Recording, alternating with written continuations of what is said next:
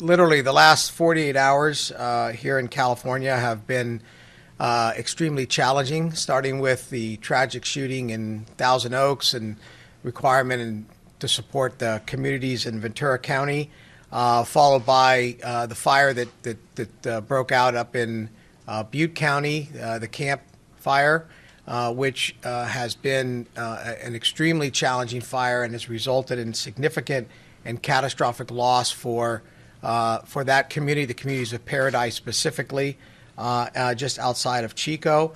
And then a number of fires that broke out over the evening down in Southern California, two again in Ventura County, and both of them relatively significant. The magnitude of the destruction that we are seeing is really, again, unbelievable and heartbreaking, and our hearts go out to everybody who has been infected by this and impacted.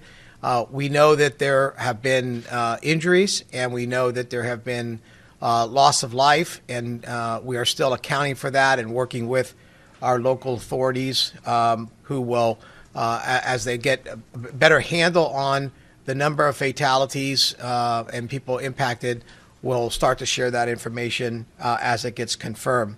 It's important to note that weather-wise, we are literally in a statewide red flag weather warning. Fire weather conditions are extreme, and we are seeing it from literally border to border, which is making our job obviously much harder. Currently, we have roughly about 105,000 people evacuated in Southern California at the two fires, the Hill Fire and the Woolsey Fire, and roughly about 52,000 evacuated in Northern California, predominantly around the Camp Fire.